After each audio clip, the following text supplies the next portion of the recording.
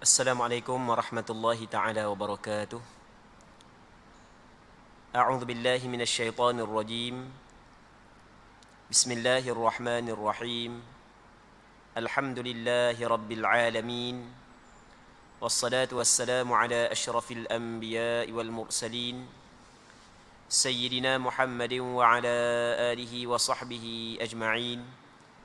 اللهم رب اشرح لي صدري ويسر لي أمري واحلل عقدة من لساني يفقه قولي ولا حول ولا قوة إلا بالله العلي العظيم اللهم انفعنا بما علمتنا وعلمنا ما ينفعنا وعلمنا ما جهلنا وذكرنا ما نسينا اللهم يسر ولا تعسر رب تمم بالخير اللهم افتح علينا فتوح العارفين وفقنا توفيق الصالحين اللهم لا سهل إلا ما جعلته سهلا وأنت تجعل الحزن إذا شئت سهلا. InsyaAllah kita sambung balik pengajian kitab Bulughul Maram yang disusun dan dikarang oleh Al-Imam Al-Hafidh Ibn Hajar Al-Asqalani rahimahullahu subhanahu wa ta'ala wa nafa'ana Allahu bi'ulumihi fid daraini amin. Kita hadis yang ke 567 daripada kitab Bulughul Maram. Katanya wa an Aisyah radhiyallahu anha qalat lamma aradu ghusl an-nabiy sallallahu alaihi wasallam qalu wallahi ma nadri nujarridu Rasulullah sallallahu alaihi wasallam kama nujarridu mautana am la. Al-hadith rawahu Ahmad wa Abu Dawud. Daripada Aisyah radhiyallahu taala anha menceritakan bahawa ketika mereka hendak memandikan jenazah Nabi sallallahu alaihi wasallam, mereka berkata, demi Allah, kami tidak tahu bolehkah kami menanggalkan pakaian Rasulullah sallallahu alaihi wasallam sebagaimana kami menanggalkan pakaian orang-orang mati di kalangan kami, atau kami mandikan baginda Nabi sallallahu alaihi wasallam dengan pakaian yang dikenakannya, dan seterusnya hingga akhir hadis. Hadis ini diriwayat oleh Imam Ahmad bin Hanbal, Imam Abu Dawud, dan hadis ini dinilai hasan oleh ulama hadis. Muslimin muslimat yang dirahmati oleh Allah Subhanahu wa taala. Jadi Aisyah radhiyallahu taala anha dia menceritakan tentang bagaimanakah keadaan sahabat Nabi sallallahu alaihi wasallam ketika mereka nak mandi Rasulullah. Jadi setelah daripada Rasulullah sallallahu alaihi wasallam wafat, maka para sahabat nak mandi Rasulullah sallallahu alaihi wasallam. Jadi orang yang mandi Rasul bukan semua sahabat, hanya beberapa orang sahabat sahaja yang mendapat peluang tersebut. Antaranya adalah Sayyidina Ali, yang keduanya Fadl bin Abbas. Dua orang ni sepakat ulama mengatakan dia memang mandi Rasulullah. Yang pertamanya Sayyidina Ali, menantu Rasulullah. Yang keduanya adalah sepupu kepada Rasulullah, nama dia Fadl bin Abbas. Manakala ada beberapa orang lain lagi berlaku khilaf, adakah dia mandi ataupun tidak. Tapi yang masyhur, dia termasuk dalam orang yang membantu Sayyidina Ali mandi. Antaranya adalah Abbas sendiri. Abbas antaranya adalah bekas hamba abdi Rasulullah, nama dia Syukran. Antaranya adalah Qutham anak kepada Abdullah bin anak kepada Abbas, sepupu Rasulullah juga. Itu di antara orang hak yang mandi Nabi sallallahu alaihi wasallam. Sayyidina Ali, Fadl bin Abbas, Abbas bin Abdul Muttalib, Syukran, batu Qutham. Baik. Jadi ketika mereka mandi, nak mandi Rasulullah, mereka kata, nak buat warna. Adakah kita boleh tanggalkan pakaian Rasulullah? Kang Rasul pakai baju kan? Kita boleh tanggalkan pakaian Rasul sebagaimana kita tanggalkan pakaian-pakaian orang yang mati di kalangan kita ketika kita mandi, ataupun kita mandikan Rasulullah dalam keadaan begitu. Baik. Muslimin muslimat yang dirahmati oleh Allah Subhanahu wa taala, dipanjang lagi. Hadis ada panjang lagi. Yang mana dalam sambungan hadis, maka duduk semena-mena pakak rasa ngatuk belaka. Pakak rasa ngatuk belaka. Setengah duduk bincang ni, orang ni kita kena pecak pakaian Rasul ke, tak payah pecak ke warna ni. Kerana menghormati Nabi sallallahu alaihi wasallam itu sendiri. Ngatuk belaka, waktu disebut dalam hadis. Akhirnya tertidur. Siapa ke disebut dalam hadis yang diriwayat oleh Imam Abu Daud, hatta ma minhum illa rajulun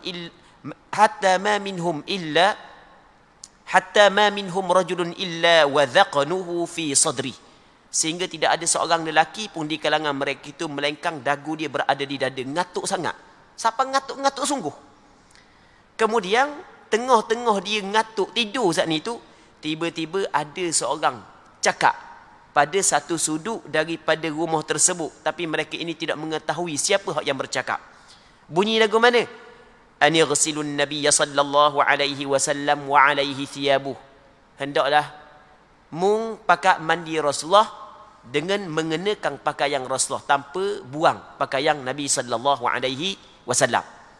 Jadi maka Sayyidina Ali dan beberapa orang sahabat yang lain hak yang mandi Rasulullah dalam keadaan Rasulullah memakai pakaian Rasulullah sallallahu alaihi wasallam itu sendiri. Maka ulama fiqh ketika mengkaji hadis ini, ulama fiqh berselisih pandangan dalam mengeluarkan hukum, manakah yang lebih afdal, kita mandi orang mati dengan kita membiarkan dia memakai pakaian dia ataupun kita cabut pakaian dia. Okey, sekali lagi ya. Ulama fiqh berselisih pandangan. Ketika kita mandi orang mati saat itu, adakah kita kalau dia mati dalam keadaan pakai seluar, pakai baju, adakah kita mandi dia dalam keadaan begitu, maksudnya tanpa kita pecak pakaian tersebut, ataupun hak yang comelnya kita pecak? Maka di sini ada dua pandangan. Pandangan yang pertama, dan ini pandangan sebahagian daripada ulama fiqh, bukan ini adalah pandangan majoriti ulama fiqh, mengatakan bahawasanya sunat orang hak yang mandi si mati buang pakaian dia. Buang pakaian dia bukan maksud bertelanjang, bukan. Maksudnya pakai pakaian yang lain. Bukan pakai, kan kita pakai pakaian ni kan. Ni pakaian ni. Jadi maksudnya kalau zaman kita kok buang pakaian dia, lepas tu kita tok kain batik ke, kain plekat ke, gitu cara dia. Bukan bermaksud kita mandi bersama dengan pakaian dia. Okey, itu pandangan sebahagian daripada ulama fiqh. Apakah sandaran pandangan tersebut, sandaran pandangan tersebut dalam hadis ni? Mana? Sahabat kata lagu mana? Wallahi ma nadri nujarridu Rasulullah sallallahu alaihi wasallam kama nujarridu mautana amla. Kami tidak tahu lagu mana kami nak buat dengan kepada Rasulullah. Adakah kami nak tanggalkan pakaian dia sebagaimana kami tanggalkan pakaian orang mati di kalangan kami? Jadi bermakna apa yang dilakukan oleh para sahabat adalah menanggalkan pakaian orang mati ketika mandi. Atau apa yang dilakukan oleh sahabat. Cuma ketika nak mandi Rasulullah ni, nak buat warna nak buat macam kita buat kepada orang ramai-ramai ke lain? Jadi situ. Maka oleh kerana melihat kepada apa yang sentiasa dibuat oleh para sahabat Rasulullah adalah menanggalkan pakaian tersebut daripada orang mati, maka sebahagian ulama kata hak yang paling comel adalah tanggalkan pakaian ketika kita nak mandi. Okey, itu yang pertama. Dan alasan yang kedua adalah kerana tanggal pakaian ia lebih kepada ataupun ia lebih membantu untuk kita membersihkan si mati. Sebab kalau mandi dalam pakaian kalau tubik najis apa semua sekali tak boleh nak bersih. Dan Rasulullah tu sahabat mandi dalam pakaian Dia kata Rasulullah bersih hidup dan mati. Rasulullah sallallahu alaihi wasallam bersih hidup dan mati. Rasulullah jadi nak ukur. Sayyidina Ali ketika mandi Rasulullah wangi semerbak bau Nabi sallallahu alaihi wasallam. Kata Sayyidina Ali, mu wangi wahai Rasulullah ketika hidup dan setelah daripada mati. Tak boleh nak tiru Nabi sallallahu alaihi wasallam. Okey, itu pandangan sebahagian daripada ulama. Namun di sana ada pandangan yang kedua. Pandangan yang kedua dia kata lagu mana hak paling afdal adalah mandi si mati dalam pakaian dia. Hak tu hak paling afdal.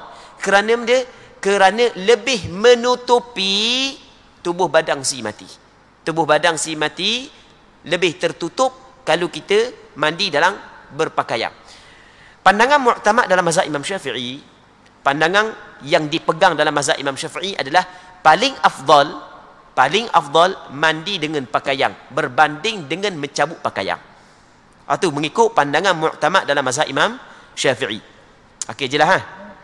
Muslimin muslimat yang dirahmati oleh Allah Subhanahu wa taala. Amba nak ulang sekali lagi. Amba guna perkataan istilah afdal. Afdal ni maksudnya lebih afdal, bukan makna wajib. Bukan makna wajib. Maksudnya ulama sepakat mengatakan bahawasanya nak mandi si mati dalam pakaian dia pun tak apa, nak pecah pakaian dia pun tak apa. Tak apa, tak ada belaka, boleh belaka, tak ada masalah. Tamu pecah pakaian pun dia tak apa, nak pecah pakaian pun tak apa. Okey, ni tempat yang berlaku kesepakatan ulama, dipanggil mahallut ittifaq. Tempat yang sepakat ulama. Okey, saya sebut hak yang sepakat ulama dulu. Yang pertama sepakat ulama, bagi orang hak nak mandi si mati adalah wajib kepada orang hak yang mandi si mati menutup aurat si mati. Ni amba tekan sekali lagi, wajib menutup aurat. Tak boleh selok ikut dang. Tak boleh. Kehormatan orang yang mati sebagaimana kehormatan dia ketika hidup. Maka sepakat ulama mengatakan tidak boleh kita nak selok-selok. Tak boleh. Hukum dia adalah haram. Selok aurat orang mati. Okey, boleh faham kan? Okey, itu benda yang berlaku kesepakatan. Yang kedua, benda yang berlaku kesepakatan ulama. Sepakat ulama mengatakan boleh kita mandi si mati sama ada kita mengenakan pakaian asal dia ataupun kita buang pakaian asal dia, kita tutup dengan kain yang lain. Tempat kita contoh tutup dengan kain batik ke, tutup dengan kain sahang ke, kain plekak ke, tak kira lah. Okey, ni tempat yang berlaku kesepakatan.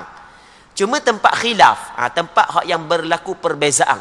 Mana lebih comel? Mandi ketika kita mengenakan dia pakaian asal dia ataupun kita cabut pakaian dia, mana lebih comel? Hak ni berlaku khilaf. Sebahagian ulama kata comel buang pakaian dia.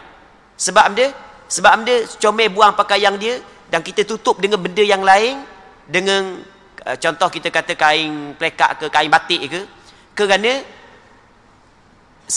hak yang paling comel kerana apa hak yang dilakukan oleh sahabat Rasul begitu kepada sahabat-sahabat yang mati, berpandukan kepada hadis ini, kama nujarridu mautana, sebagaimana kami membuang pakaian-pakaian daripada orang hak yang mati di kalangan kami.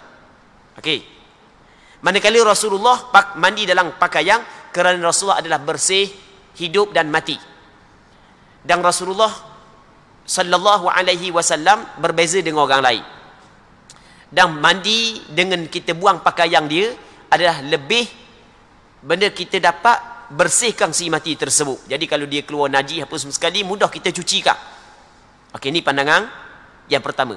Pandangan yang kedua, dia kata lebih afdal kita mandikan si mati dengan mengenai pakaian dia.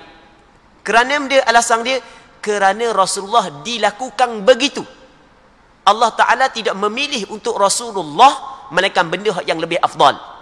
Allah Ta'ala tidak memilih untuk Rasulullah melainkan benda yang lebih afdal.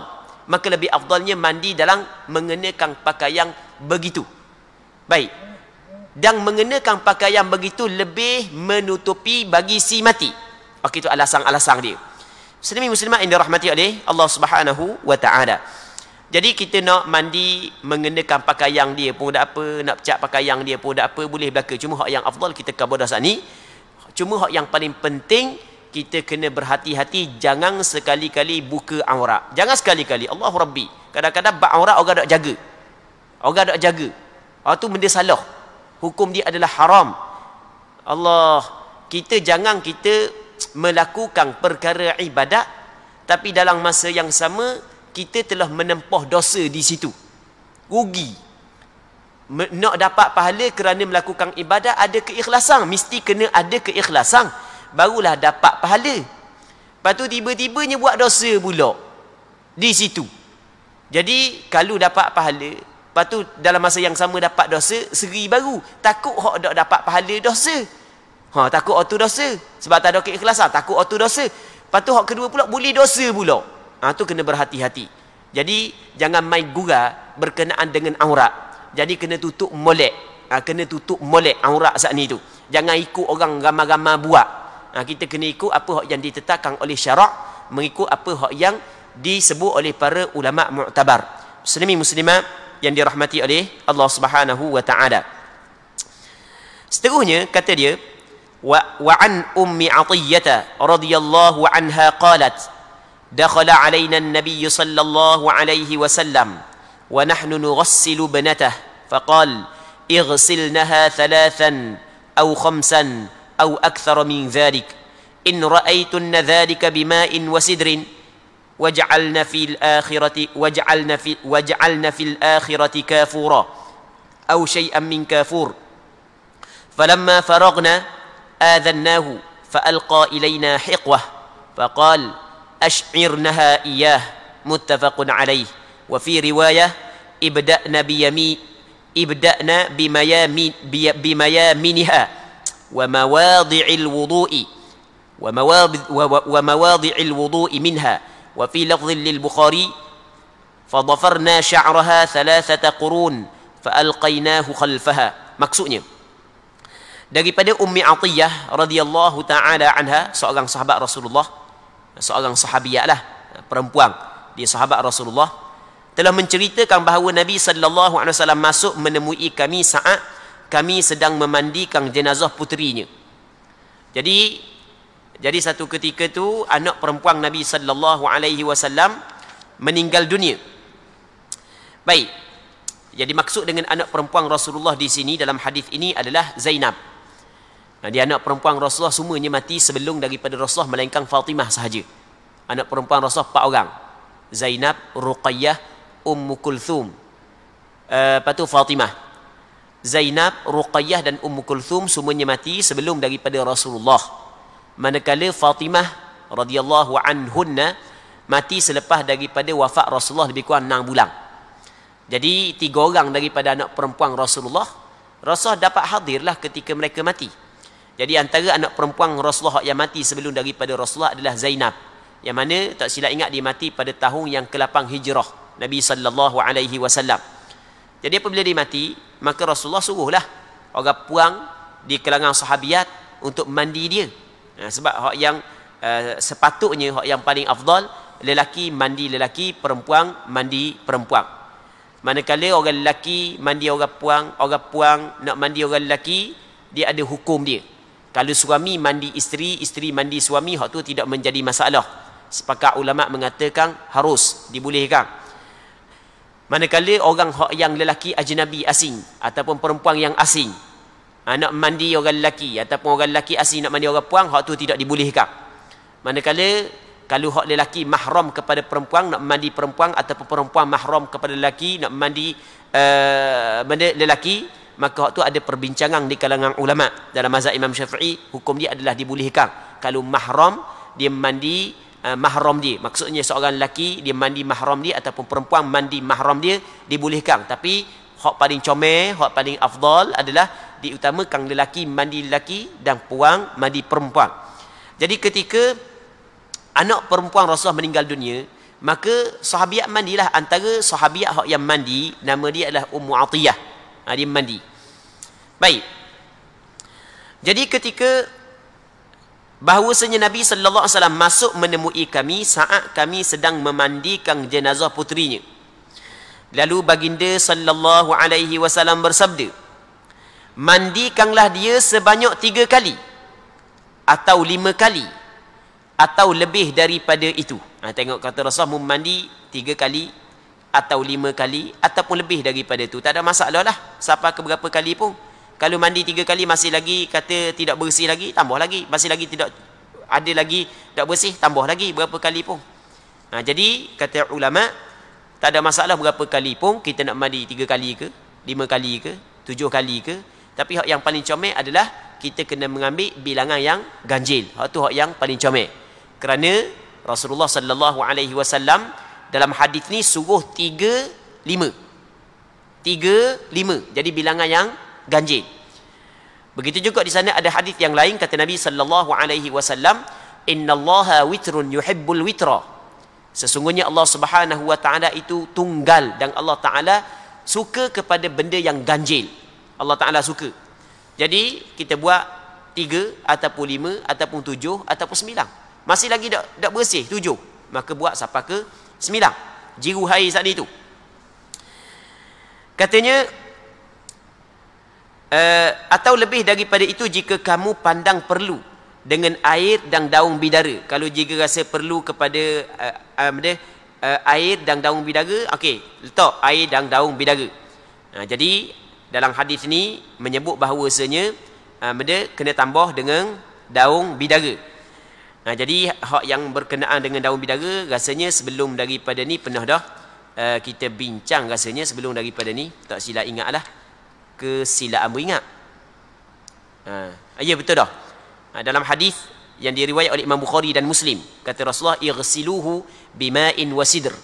Mandikan orang tersebut, hak jenazah hak jatuh daripada unta dia hak mati, Rasulullah suruh mandi dengan air dan daun bidara. Baik, sebab daun bidara ni dia akan dapat menegangkan kulit. Dia dapat menegangkan kulit.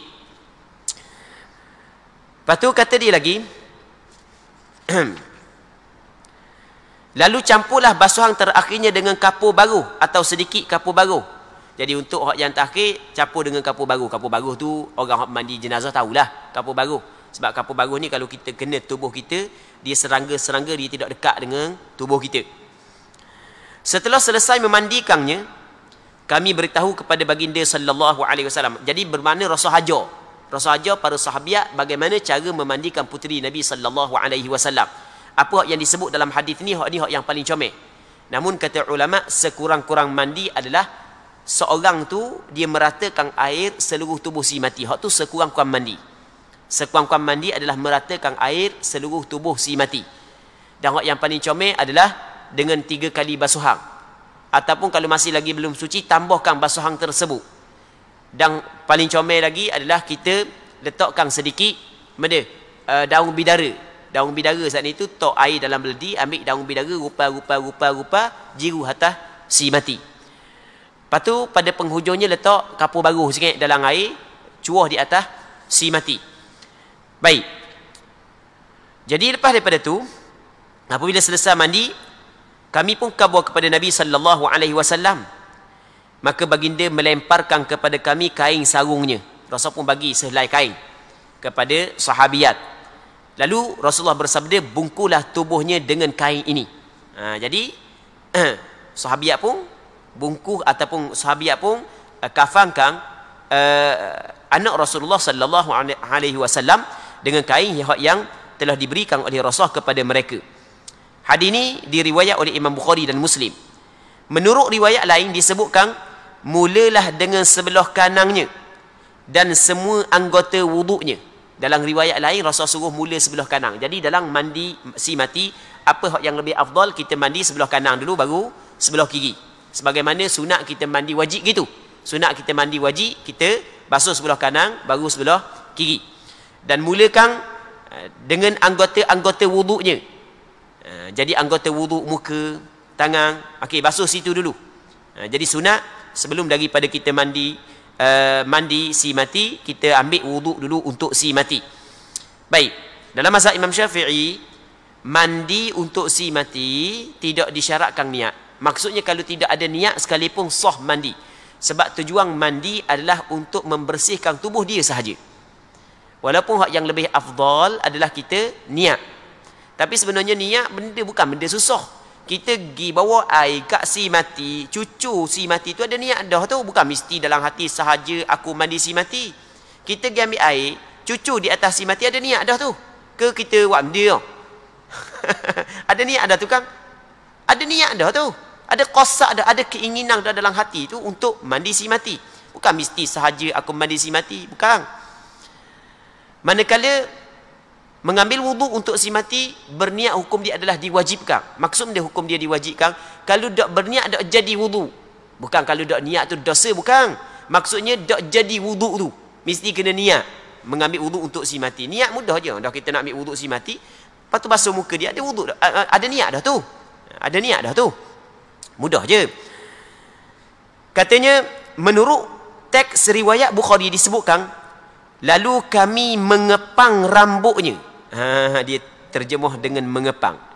Maksud dia, mengepang rambutnya dengan 3 kepangan dan menjuntaikan semuanya ke belakang tubuhnya. Maksudnya dia buat 3 tocang, ataupun dia jaling 3 benda dipanggil. Jadi rambut dia dibuat 3, jaling 3, buat 3 tocang tu, lepas tu dia letak ke bahagian belakang. Baik.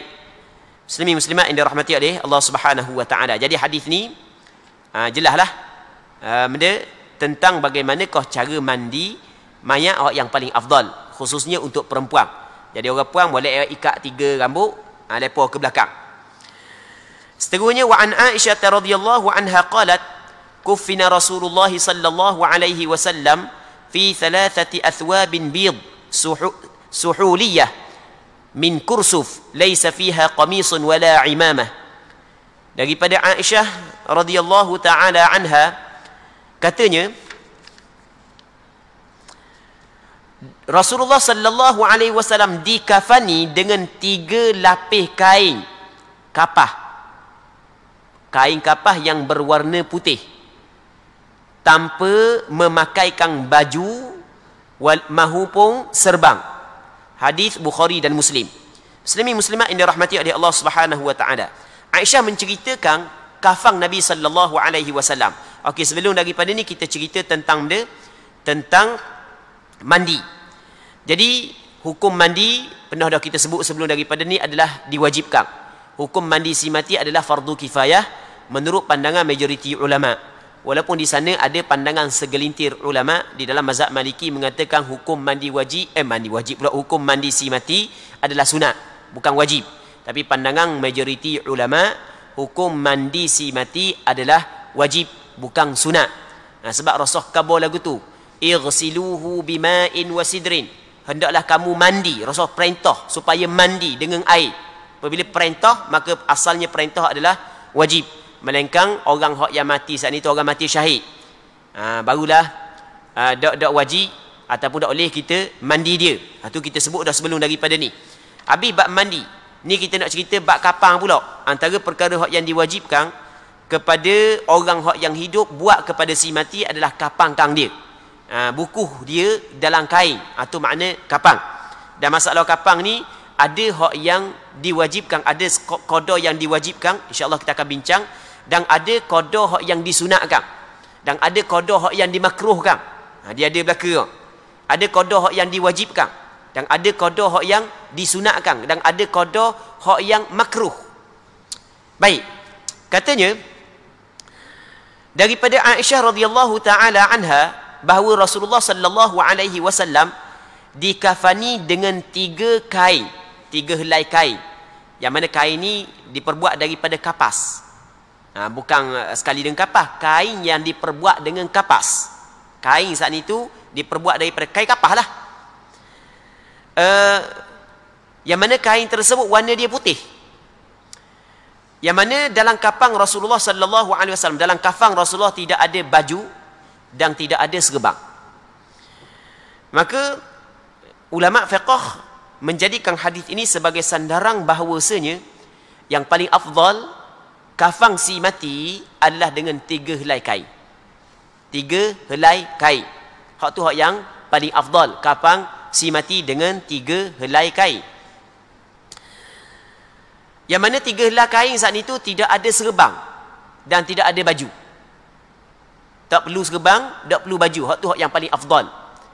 Kerana kafan ini, hak yang kita sebut saat itu adalah kafan hak yang dikafankan Rasulullah. Maka itu lebih afdal kerana Allah Ta'ala tidak memilih untuk Rasulullah melainkan benda hak yang paling afdal. Sunat 3 helai je. Baju-baju tak ada, kain-kain tak ada. Kan ada tempat kita dibuat kain, baju, serban, piyah. Hal tu tidak afdal.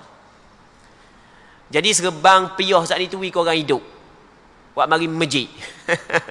Wik orang hidup buat mari masjid. Jadi orang mati, hak yang paling afdal 3 helai. Dah kalau nak tambah juga serban, nak tambah juga baju, boleh ke tak? Dibolehkan. Makruh tak? Tak. Kerana benda? Kerana di sana ada hadis yang diriwayat oleh Imam Baihaqi daripada Abdullah bin Umar. Yang mana Abdullah bin Umar melakukan hal tersebut. Maksudnya dia kafankan dengan 5 helai. 3 dengan 3 helai tu, lepas tu dia tambah selagi serban, benda yang menutupi kepala, dan selagi adalah baju. Maka sebahagian daripada ulama mengatakan bahawasanya benda tu adalah dibolehkan, tapi bukanlah afdal. Bukanlah afdal, cuma dibolehkan, diharuskan. Baik. Seterusnya kata dia, selagi manakala hak yang sekurang-kurang kafang adalah sehelai kain yang menutupi aurat dia ataupun menutupi seluruh badan dia. Sehelai kain yang menutupi seluruh badan dia. Dan syarat sehelai kain saat itu dapat menutupi warna kulit. Kalau tidak menutupi warna kulit, jarang. Oh, seksi molek banyak, contoh kita kata, maka waktu tidak memadai, mesti dapat menutupi kulit. Dan dalam hadis ni kata ulama, dalam hadis ni ataupun hadis ini juga menjadi dalil bahawasanya apa yang paling afdal warna bagi kafan adalah warna putih. Tapi bukanlah bermakna warna putih itu wajib, bukan. Dan bukanlah bermakna warna selain daripada warna putih tidak dibolehkan, bukan. Sebenarnya apa jua warna sekalipun dibolehkan. Hak yang paling afdal adalah warna putih. Apa jenis kain, kain kapah ke kain hak yang diperbuat daripada kapah ke kain perbuat daripada bulu ke, boleh belaka. Cuma orang lelaki tidak boleh dia kapang orang lelaki dengan pakaian kain hak yang tidak boleh orang lelaki pakai di atas dunia. Kain dia hak tak boleh pakai kain sutera. Kain sutera orang lelaki tak boleh nak kapang. Haram kapang orang lelaki dengan kain sutera. Kerana kain sutera tidak diharuskan kepada lelaki memakai pakaian tersebut ketika dia hidup. Maka sama juga hukum bagi ketika dia mati. Cuma keharaman ketika dia mati adalah bagi orang hidup. Sebab orang hidup yang pakar kepada si mati, bukan si mati yang pakar diri. Kalau ketika hidup dia pakar diri, dia lah yang menanggung dosa. Baik. Muslimin muslimat yang dirahmati oleh Allah Subhanahu wa taala. Katanya wa ani bin Umar radhiyallahu anhuma qala lamma tuwfiya Abdullah bin Ubay. Bukan Abdullah bin Ubay, bagi silap. Bagi banyak silap tu jadi lambat baca. Lamma tuwfiya Abdullah bin Ubay. Ya, sebab Abdullah, kalau kita belajar ilmu nahwu di i'rab jadi naib fa'il bagi tuwfiya. Naib fa'il adalah isim marfu'. Ibnu na'a kepada abdu. Jadi na'a kepada marfu', maka kena rafa' juga dia. Jadi kena baca lamma tuwfiya Abdullah bin Ubayyin. Ja'a banuhu, bukan ja'in, ja'a banuhu ila Rasulillah sallallahu alaihi wasallam faqal a'tini qamisaka ukaffinhu fih fa'a'tahu iyyah, muttafaqun alaih. Daripada Abdullah bin Umar, seorang sahabat Rasulullah sallallahu alaihi wasallam radhiyallahu anhuma, telah menceritakan bahawa ketika Abdullah bin Ubay bin Salul. Siapa Abdullah bin Ubay bin Salul? Abdullah bin Ubay bin Salul adalah ketua munafiqun. Ketua munafiqun. Di Madinah tu ada golongan yang dinamakan sebagai golongan munafiqun. Golongan munafik ni, dia semayang seperti orang Islam semayang. Dia kadang-kadang dia keluar ke medan jihad seperti orang Islam yang lain keluar di medan jihad. Apa hak yang bulan Ramadan dia puasa macam orang puasa. Maksudnya pada zahirnya nampak Islam, tapi pada hakikatnya dia menyembunyikan kekufuran. Munafik ni adalah golongan yang menzahirkan keislaman tapi menyembunyikan kekufuran. Di Madinah ada sebahagian puak-puak munafik. Cuma bukan semua sahabat mengetahui siapakah golongan munafik, melainkan seorang sahabat je yang tahu, iaitu nama dia adalah Hudzaifah bin Al-Yaman. Nama dia Hudzaifah bin Al-Yaman, dia mengetahui siapakah golongan munafiqun yang berada di Madinah. Kerana Rasulullah sallallahu alaihi wasallam khabar kepada dia, orang ni munafik, orang ni munafik, orang ni munafik. Dia diberi gelaran kepada dia sahibu sirri Rasulillah, orang yang memegang rahsia Rasulullah, kerana dia mengetahui rahsia Rasulullah, iaitu nama-nama orang munafik yang berada di Madinah. Antara pemimpin munafik, ketua munafik, nama dia adalah Abdullah bin Ubay bin Salul. Ketika dia mati, anak dia adalah sahabat yang cukup hebat. Sahabat yang maksudnya sahabat yang mulia juga anak dia. Anak dia bukan munafik, anak dia sahabat yang mulia. Ketika ayah dia mati, dia tahu ayah dia di antara orang yang cukup kuat memerangi Rasulullah. Banyak tidak bersetuju dengan Rasulullah, masyhur dengan munafik. Maka dia mari jumpa dengan Rasulullah, dia minta pakaian Rasulullah, dia minta baju Rasulullah. Dia mari jumpa dengan Rasulullah, dia minta baju Rasulullah, agar dia dapat kafankan ayah dia dengan baju Rasulullah sallallahu alaihi wasallam. Seorang anak, walaupun dia beriman, ayah dia walaupun kafir, walaupun munafik, tapi perasaan belah kasihan terhadap ayah tu tetap ada dalam hati anak. Jadi dia fikir bagaimana cara untuk menyelamatkan ayah dia daripada neraka Allah. Takut-takut dengan memakai pakaian Rasulullah sallallahu alaihi wasallam dapat sedikit syafaat, sehingga ayah dia diberi keringanan.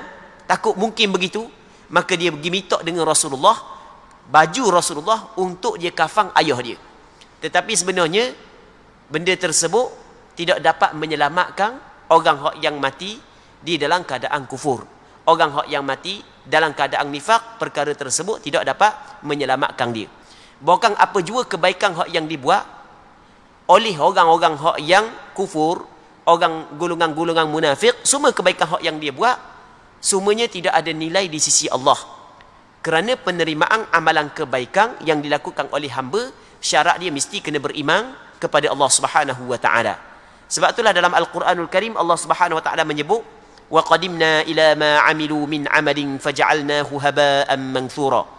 Kami datangkan kepada apa yang mereka itu amalkan, kebaikan-kebaikan yang mereka itu amalkan di atas dunia dulu, lalu kami jadikan amalan-amalan tersebut haba'an manthura, habuk yang berterbangan, tidak ada sedikit pun nilainya di sisi Allah.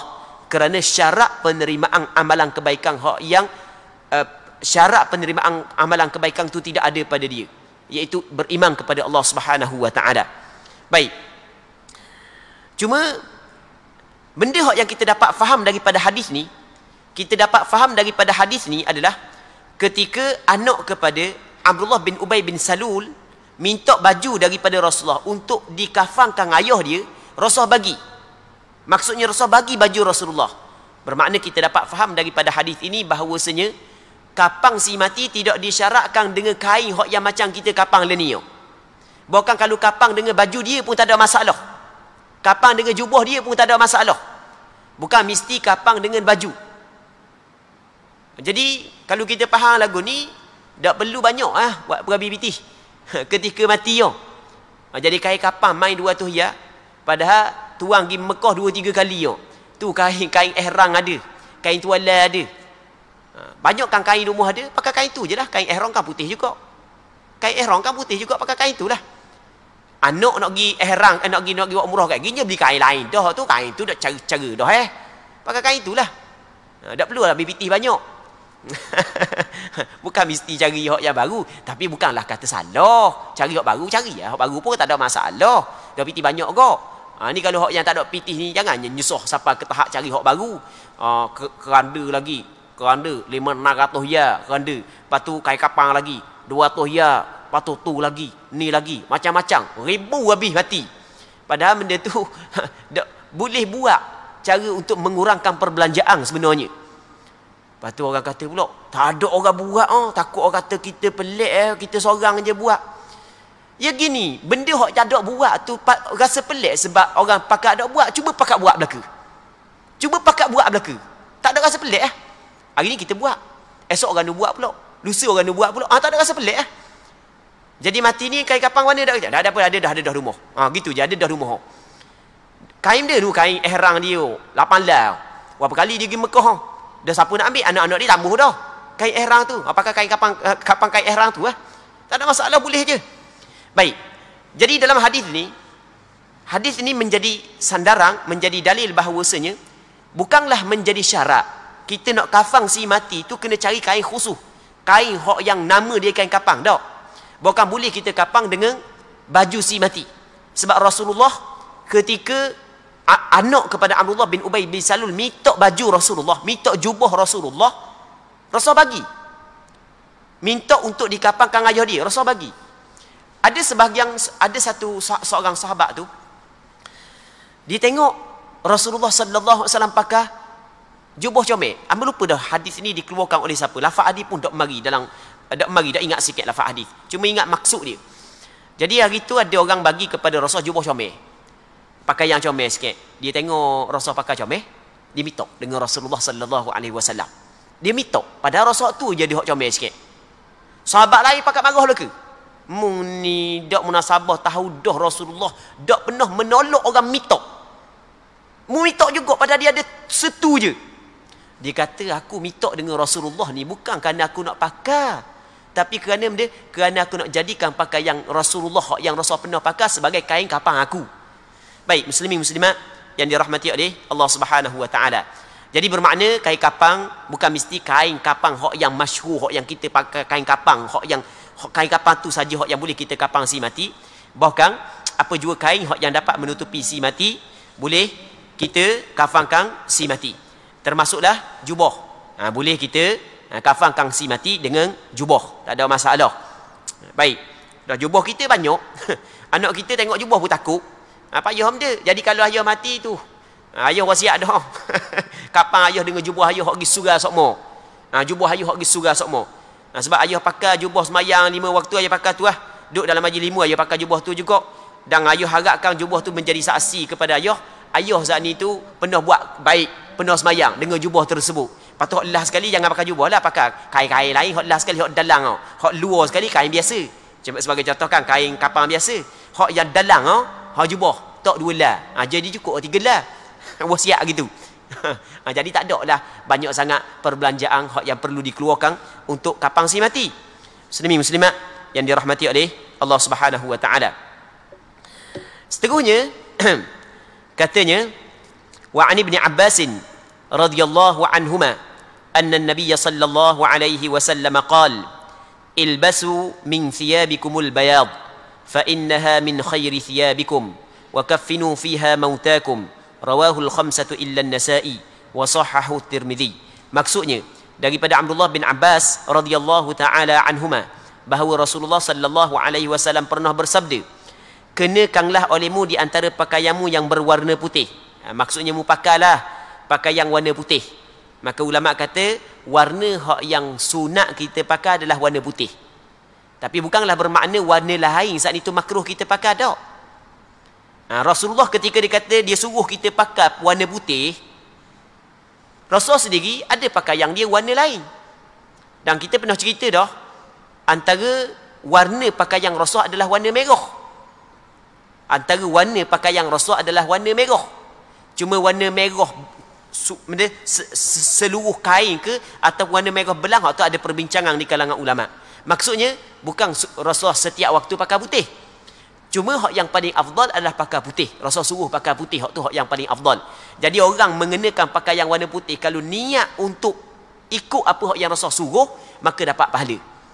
Baik. Kerana sesungguhnya pakaian putih itu adalah pakaian terbaikmu dan kafangkanlah dengannya orang-orangmu yang meninggal dunia. Jadi warna putih hak yang paling comel kita kafangkan si mati. Tapi bukanlah bermakna warna lain tidak dibolehkan. Warna benda pun tak ada masalah. Tapi hak yang paling comel adalah warna putih. Hadis ini dikeluarkan oleh 5 orang ulama hadis. Melainkan Imam An-Nasa'i tidak mengeluarkan hadis ini. Dan hadis ini dinilaikan sahih oleh Imam Tirmidzi. Jadi untuk malam ni kita berhenti sini dulu. Insya-Allah kita berdoa kepada Allah Subhanahu wa taala agar Allah Subhanahu wa taala mengurniakan kepada kita keikhlasan pada perkataan dan perbuatan kita. Dan semoga Allah Subhanahu wa taala memberkati majlis ilmu yang kita adakan pada malam yang mulia ini. Semoga Allah Subhanahu wa taala